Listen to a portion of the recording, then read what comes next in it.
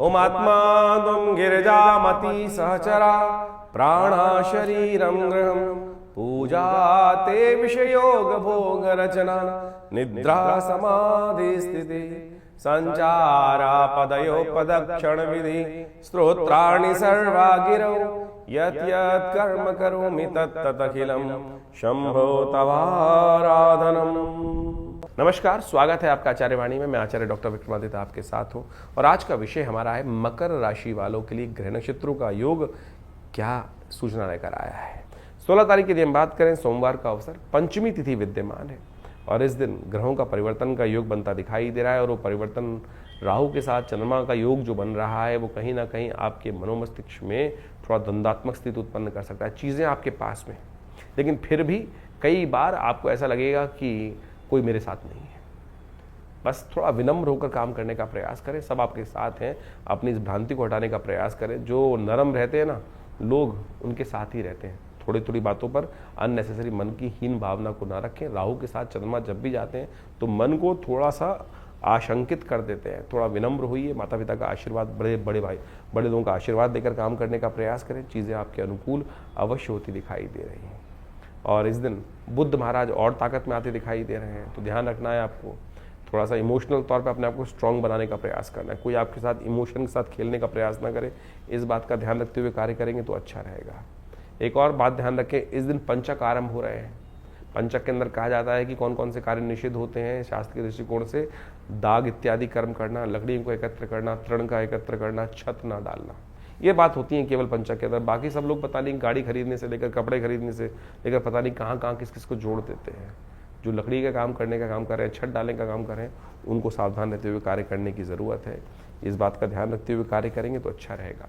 17 तारीख मंगलवार का अवसर, षष्ठी तिथि इस दिन विद्यमान है। इस दिन ग्रह नक्षत्रों के दृष्टिकोण से ग्रह योग जो परिवर्तन की तरफ गए हैं वो विशेष तौर पर आपके लिए जो स्थितियां हैं कहीं ना कहीं अच्छी बनती दिखाई दे रही हैं। गजकेसरी योग बना हुआ है आपकी राशि के दृष्टिकोण से, तो इसलिए गजकेसरी योग में बृहस्पति को यदि ताकत दे देंगे तो बहुत अच्छा रहेगा। पीली चीज़ों का दान करें। कहीं ना कहीं स्थिति में नुकसान होते हुए भी लाभ प्राप्ति के योग बन सकते हैं, इसलिए थोड़ा सा अपने मनोभाव को पॉजिटिव रखते हुए कार्य करें तो अच्छा रहेगा।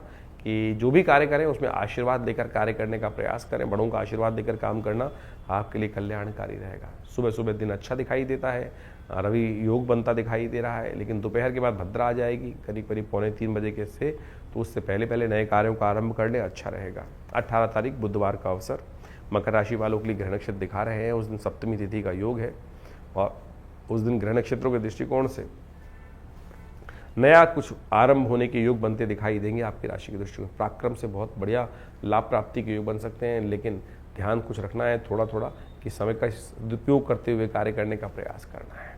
इस दिन भगवान शिव का विशेष तौर पर ध्यान करें। हो सके तो शाम के समय भगवान शंकर के मंदिर में जाकर अवश्य उनका अभिषेक करें।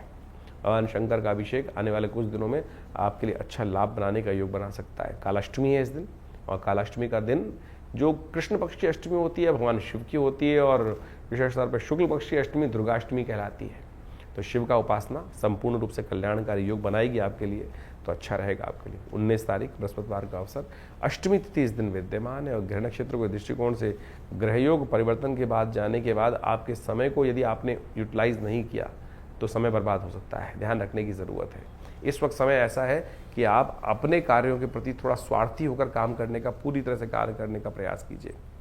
नहीं तो क्या होगा, समय कोई इधर चला गया कोई उधर चला गया, ऐसे समय व्यर्थ रूप से कहीं ना कहीं खराब होने के योग बनते दिखाई देंगे। गणमूल नक्षत्रों का योग बन रहा है, रेवती और अश्विनी नक्षत्र का, तो ऐसे में ध्यान रखें जो लोग जन्म ले उनकी मूल शांति प्रॉपर्ली कराइएगा। मूल शांति के अंदर मंत्र जप सबसे बड़ी ज़रूरत है। हजार मंत्र नित्य प्रति जप होना चाहिए मूल शांति के लिए, और वही नहीं होता है बाकी सब चीज़ें होती हैं। 20 तारीख का दिन शुक्रवार का अवसर है, नवमी तिथि विद्यमान है। इस दिन ग्रह नक्षत्रों का जो परिवर्तन का योग बना है वो विशेष तौर पर इस समय आपके लिए बड़ी द्वंद्वात्मक स्थिति उत्पन्न करता दिखाई दे रहा है। इसलिए हर चीज़ को बहुत सोच समझ के करने का प्रयास करें। ज्ञान का सहारा लेते हुए कार्य करने का प्रयास करें। सर्वार्थ सिद्ध योग है। नए कार्यों को आरंभ करने के लिए दिन पूरी तरह से ठीक दिखाई देता है, लेकिन इस वक्त बस ध्यान ये रखना है कि थोड़े से लोगों की इमोशनल बातों में आने से बचना है। तो अभी आपने ग्रहों का विभिन्न प्रभाव आपके जीवन में आपकी राशि के अनुसार से क्या रहेगा ये समझा। ऐसे में आषाढ़ के महीने में ग्रहों का जो परिवर्तन का योग बन रहा है वो भी आपको समझना चाहिए। इस आषाढ़ के महीने में ज्योतिष के दृष्टिकोण से यदि हम काल गणनाओं के अनुसार से देखें तो इसमें 5 बृहस्पतिवार का योग पड़ रहा है। और 5 बृहस्पतिवार का योग जो होता है वो विशेष तौर पर बड़ा शांत योग नहीं माना जाता। अहम की लड़ाई कई बार मैं बड़ा या मैं बड़ा इस प्रकार का स्थिति बनती रहती है। और इस अहम की लड़ाई में इस वक्त ग्रह योग का प्रभाव दिखाई देता है। शनि और मंगल का जिस प्रकार का प्रभाव परिवर्तन के अनुसार से बन रहा है वो युद्धकारक ग्रह बनता दिखाई दे रहा है, द्वेष का संघर्ष का योग दिखाता है। इसके साथ साथ मंगल भी ग्रह परिवर्तन की तरफ गए। मंगल सिंह राशि में जब प्रवेश किए और साथ साथ केतु के साथ उन्होंने युति बनाई। ये युति भी विशेष तौर पर बाजार के अंदर तेजी का रुख लाती दिखाई दे रही है। तो ऐसे में ये तेजी का रुख पहले से यदि समझ में आ जाए तो उससे व्यक्ति लाभ लेने का प्रयास करता दिखाई देता है। ग्रह नक्षत्र दृष्टिकोण से बाजार का रुख, हर चीज के रुख को हमें समझते हुए कार्य करने का प्रयास करना चाहिए। वहीं स्थिति एक और भी परिवर्तन के बन रही है, बृहस्पति अस्त हो गए हैं और साथ साथ सूर्य का परिवर्तन जब होने का योग बन रहा है वो रविवार को बनता दिखाई दे रहा है। और उसके कारण से परिवार में और कई प्रकार से समाज के अंदर उथल पुथल होने के योग दिखाई देते हैं। आकाशीय क्षेत्र में विशेष तौर पर विस्फोट के योग बनते दिखाई दे रहे हैं ग्रह नक्षत्रों के दृष्टिकोण से। ये सारा का सारा प्रभाव विशेष तौर पर जो समझें, आषाढ़ का महीना वैसे ही इस प्रकार का होता है कि आकाश में जब बादल छाए रहते हैं और जब चंद्रमा दिखाई देता है तो कभी चंद्रमा ओझिल हो जाता है और कभी चंद्रमा सामने आ जाता है। यानी एक और समझे भी वैसे भी समाज के अंदर अभी देखें हम तो दिन के अंदर जो प्रभाव चलता है, कभी बादल आगे कभी छांव कभी धूप का खेल चलता रहता है। तो ऐसे में ग्रहों का परिवर्तन का योग भी उसी तरफ दिखाता है। तो ऐसे में अपने ग्रहों को सही से समझते हुए कार्य करना हमारे लिए बहुत ज़रूरी है। जो देश काल परिस्थिति में ग्रहों को समझकर कार्य करने का प्रयास करते हैं उनके जीवन में महत्वपूर्ण परिवर्तन आने के योग बन जाते हैं। देखिए, भगवान की आराधना ही हर ग्रह का निवारण है। बहुत सारे लोग इस बात को समझने का प्रयास करते हैं कि उपाय जो हम दिन पर दिन बताते हैं, कई लोगों ने लिख के भेजा कि भाई नित्यपति पूजा नहीं करनी चाहिए। अरे नित्यपति तो पूजा करना सबसे श्रेष्ठ कार्य है, वो तो आपका इष्ट मंत्र जो है उसका तो जब अवश्य करने का प्रयास करें। लेकिन कई विशेष मुहूर्त बनते हैं पौराणिक कालों में, पुरानी गणनाओं के अनुसार से, पुरानी कथाओं के अनुसार से कुछ दिनों का, कुछ विशेष योगों का विशेष महत्व बताया जाता है। और उस विशेष महत्व में कुछ स्पेसिफिक जो मंत्र हैं, जो उपाय हैं, यदि उनको कर लिया जाए तो वो कई गुना अधिक प्रभाव दिखाई देते हैं। इसलिए मन की भ्रांति को हटाने का प्रयास करें। कारण और निवारण दो एक ऐसी चीज़ें हैं जिनको जानकर, जिनको समझकर हम अनेक प्रकार के जीवन के कष्टों को दूर कर सकते हैं। निवारण तो परमात्मा का नाम ही है। अब उसके लिए विभिन्न माध्यम हैं, विभिन्न प्रकार है। जिस प्रकार भी आपका मन जहाँ पे ठहर जाए, ये मन बड़ा विशिष्ट चीज़ उत्पन्न करता है। मन कभी ठहरता नहीं है। मन एक क्षण में कहीं और पहुंच जाता है, एक क्षण में कहीं और पहुंच जाता है। कई बार तो मन की आशंका इस प्रकार से होती है कि परमात्मा पर भी हम शंकाएं उत्पन्न कर देते हैं कि परमात्मा कार्य करेगा कि नहीं करेगा, सुनेगा कि नहीं सुनेगा। और यही शंका जो है वो हमारे कर्म का जो फल है वो हमें को प्राप्त होने से रोक देती है। तो इस बात का हमें ध्यान रखना चाहिए। परमात्मा पे पूर्ण विश्वास, जो कर्म कर रहे हैं उस पर पूर्ण विश्वास, दृढ़ विश्वास। यदि मन में दृढ़ विश्वास होगा, श्रद्धा होगी, तो आप समझें एक छोटा सा कार्य भी, हरिनाम भी आपके जीवन में समस्त कष्टों को दूर करने का योग बना देगा। कहा जाता है ना, एक घड़ी आदि से पुनियाद, तुलसी संगत साथ की हरे कोट अपराध। लेकिन वो कब होगा? जब मनसः वाचा कर्मणा तीनों रूप से देहात्म बुद्धि से रहित होकर उस परमात्मा की शरण में जाकर एक बार हरिनाम का वो स्मरण करेंगे। तब हम उस हरिनाम के स्मरण को किस प्रकार से करने का प्रयास करते हैं। जो भी कार्य कर रहे हैं, वैसे तो कहा गया है कि 24 घंटे अहर्निश उस परमात्मा का नाम लेने का हमें प्रयास करना चाहिए। लेकिन कई बार तो क्या होता है, स्थिति ऐसी होती है कि बहुत सारे अलग अलग भाव मन में चल रहे होते हैं। लेकिन यदि ये स्थिति बन जाए कि हम 24 घंटे परमात्मा का नाम लें, तो हो सकता है कोई एक क्षण तो ऐसा आएगा कि जब पूर्ण निष्ठा के साथ उस श्री हरि के चरणों में हमारा मन लगा होगा। और जब वो क्षण आ गया तो समझें कि जितनी मेहनत 1.25 लाख, 2 लाख, 5 लाख मंत्र जप करने का प्रभाव 1 सेकंड में आपको प्राप्त हो जाएगा। तो इसलिए भारतीय संस्कृति में ज्योतिष विज्ञान में कारण और निवारण दोनों को मार्ग को प्रशस्त किया गया है। कारण जाना जाता है ग्रहों की गणना के अनुसार से, अनुभव के माध्यम से, और उपाय किए जाते हैं जिस प्रकार से भारतीय संस्कृति में ज्योतिष के अनुसार से बताया गया है। सबसे श्रेष्ठ उपाय जो बताए गए, मंत्र जप, यज्ञ, दान, यही सबसे श्रेष्ठ उपाय है।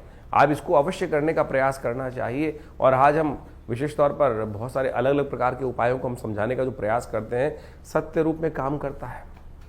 अभी एक व्यक्ति हमारे पास आया, बहुत परेशान था कुछ वर्ष से, और उसके कष्ट दूर हो नहीं रहे थे। तो हमने विशेष तौर पर एक अनुष्ठान जिसको हम बहुत मुश्किल से लोग लगातार लगे रहते हैं कि कोई भगवती बगलामुखी का अनुष्ठान कर दीजिए, ऐसा कर दीजिए, बहुत जब आवश्यकता होती है तब करने की ज़रूरत बनती है, और जब किया जाता है तो वो कई प्रकार के कष्टों को दूर करने के योग बनाता है। तो आप समझे, ये मंत्र जप इत्यादि, मुहूर्त इत्यादि बिल्कुल विशेष हैं। तो अपने देश काल परिस्थिति को समझते हुए, ग्रहों को समझते हुए सही रूप से करने का प्रयास करें, तब जाके जीवन में उन मंत्रों का प्रभाव आपको स्वयं देखने को मिलेगा। तो ये छोटे छोटे उपाय जो हमने आपके समक्ष रखे, आशा करते हैं इनको आप अपने जीवन में उतारेंगे। और शंकाओं का निवारण करने के लिए आप हमारे इस चैनल पर जाकर अपने प्रश्नों को भेज सकते हैं। हम प्रयास करेंगे उन सब प्रश्नों को व्हाट्सएप के माध्यम से जो नंबर आते हैं फ़ोन, उनको अवश्य जवाब देने का प्रयास करें। इसके अलावा पहला रविवार जो हमने विवेकानंद योगाश्रम में रखा हुआ है, वो इसीलिए रखा हुआ है यज्ञ के बाद। वैसे तो हर रविवार को बड़ा प्रोग्राम होता ही है, उसमें यज्ञ में आप ध्यान साधना इत्यादि में माँ भगवती का दर्शन करने के लिए आप आ सकते हैं। लेकिन पहले रविवार में एक प्रश्नोत्तरी का कार्यक्रम भी रखते हैं, समागम भी रखते हैं। आप वहाँ आकर अपने प्रश्नों का निवारण रविवार को सुबह 8 बजे से लेकर 10 बजे के बीच में भी आप कर सकते हैं। और हमसे मिलने के लिए कोई बहुत बड़ी जद्दोजहद नहीं करनी, आराम से आइए। विवेकानंद योगाश्रम दिल्ली में आपके तमाम प्रश्नों का जवाब भी देंगे, और बहुत सारे और भी जो मन में शंकाएं चल रही हैं अध्यात्म के प्रति, उनके सब के लिए भी बहुत सारे कार्यक्रम समय समय पर चलते रहते हैं, उनसे हम आपको अवगत कराते रहते हैं। आशा करते हैं आप विवेकानंद योगाश्रम में आकर, बहुत सारे और भी कार्य चल रहे हैं। आपकी सूचना के लिए हम बता दें, यहाँ विवेकानंद योगाश्रम में एक हॉस्पिटल है बड़ा, योगा प्राकृतिक चिकित्सा आयुर्वेद का हॉस्पिटल है, और वहाँ नित्य प्रति बहुत सारी व्यवस्थाएं भी रहती हैं। और अभी विश्व योग दिवस के अंतर्गत पूरे जमुनापार में सबसे बड़ा कार्यक्रम भारत सरकार के साथ मिलकर, आयुष मंत्रालय के साथ मिलकर किया जा रहा है, जिसमें 15,000 आदमी एक साथ मिलकर योग करेंगे। 21 तारीख को आप भी उसमें भी यमुना स्पोर्ट्स कॉम्प्लेक्स में एक कार्यक्रम रहेगा, आप उसमें भी सादर आमंत्रित हैं। सुबह 6 बजे से लेकर और करीब करीब 9 बजे तक एक कार्यक्रम रहेगा जमुनापार में, यमुना स्पोर्ट्स कॉम्प्लेक्स में। उसमें भी आप आकर हमारे साथ पूरा स्वस्थ भारत के निर्माण के लिए सुंदर योग का कार्यक्रम में भाग ले सकते हैं। धन्यवाद, नमस्कार।